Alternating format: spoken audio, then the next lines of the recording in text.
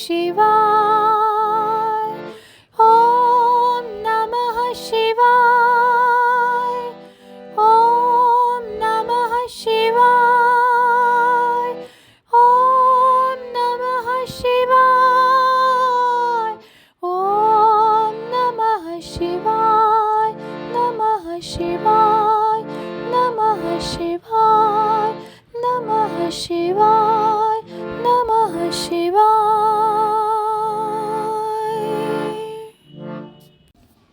देवताओं का हिमालय के पास जाना और उनसे सत्कृत हो उन्हें उमाराधन की विधि बता स्वयं भी एक सुंदर स्थान में जाकर उनकी स्तुति करना।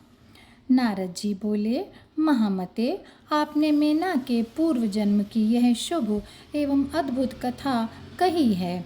उनके विवाह का प्रसंग भी मैंने सुन लिया। अब आगे के उत्तम चरित्र का वर्णन कीजिए। ब्रह्मा जी ने कहा, नारद, जब मेना के साथ विवाह करके हिमवान अपने घर को गए तब तीनों लोकों में बड़ा भारी उत्सव मनाया गया। हिमालय भी अत्यंत प्रसन्न हो मेना के साथ अपने सुखदायक सदन में निवास करने लगे। मुने, उस समय श्री विष्णु आदि समस्त देवता और महात्मा मुनि गिरिराज के पास गए। उन सब देवताओं को आया देख महान हिमगिरि ने प्रशंसा पूर्वक उन्हें प्रणाम किया और अपने भाग्य की सराहना करते हुए भक्ति भाव से उन सब का आदर सत्कार किया। हाथ जोड़कर मस्तक झुकाकर वे बड़े प्रेम से स्तुति करने को उद्यत हुए। शैलराज के शरीर में महान रोमांच हो आया।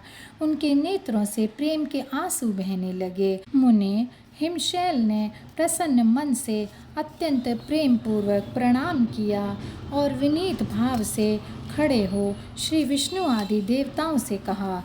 हिमाचल बोले, आज मेरा जन्म सफल हो गया। मेरी बड़ी भारी तपस्या सफल हुई। आज मेरा ज्ञान सफल हुआ और आज मेरी सारी क्रियाएं सफल हो गईं। आज मैं धन्य हो गया। मेरी सारी भूमि धन्य हो गई। मेरा कुल धन्य हो गया। मेरी स्त्री तथा मेरा सब कुछ धन्य हो गया। इसमें संशय नहीं है, क्योंकि आप सब महान देवता एक साथ मिलकर एक ही समय यहाँ पधारे हैं। मुझे अपना सेवक समझकर प्रसन्नतापूर्वक उचित कार्य के लिए आज्ञा दें। हिमगिरि का यह वचन सुनकर वे सब देवता बड़े प्रसन्न हुए और अपने कार्य की सिद्धि मनाते हुए बोले। देवताओं ने कहा, महाप्राज्ञ हिमाचल, हमारा हितकारक वचन सुनो। हम सब लोग जिस काम के लिए यहाँ आए हैं उसे प्रसन्नतापूर्वक बता रहे हैं।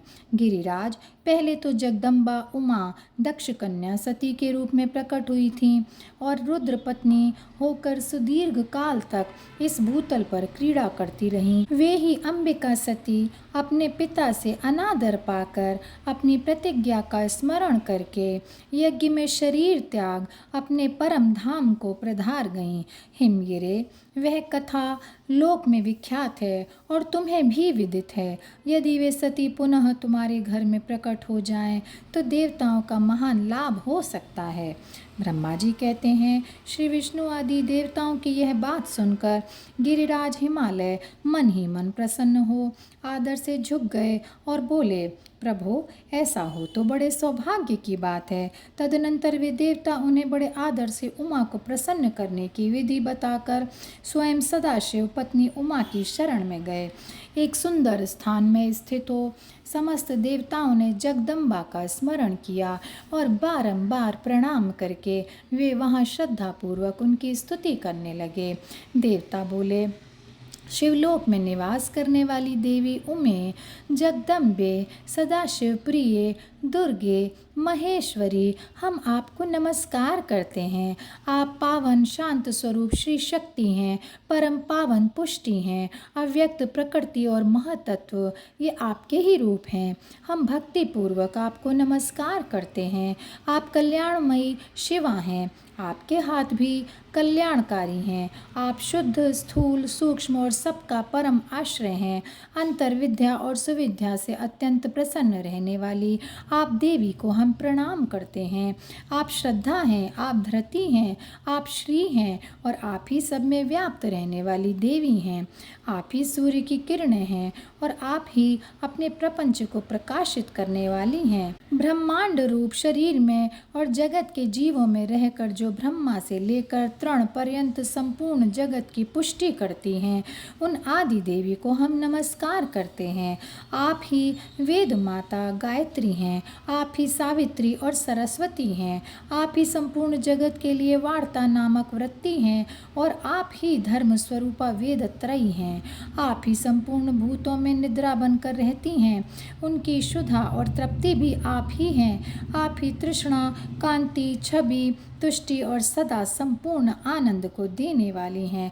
आप ही पुण्यकर्ताओं के यहाँ लक्ष्मी बनकर रहती हैं और आप ही पापियों के घर सदा ज्येष्ठा, लक्ष्मी की बड़ी बहन दरिद्रता के रूप में निवास करती हैं। आप ही संपूर्ण जगत की शांति हैं।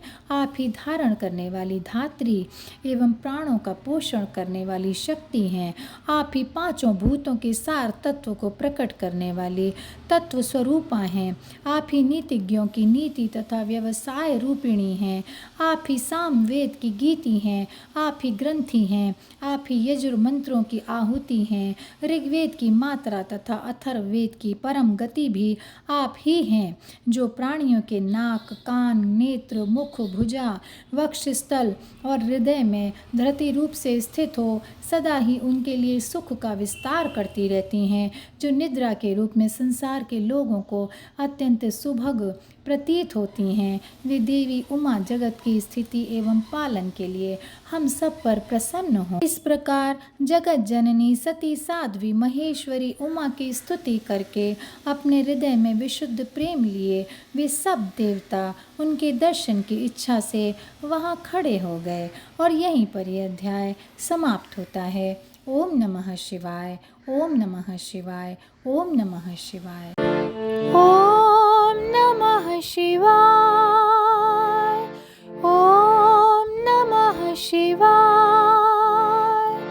ओम नमः शिवाय, ओम नमः शिवाय, ओम नमः शिवाय, ओम नमः शिवाय, नमः शिवाय, नमः शिवाय, नमः शिवाय।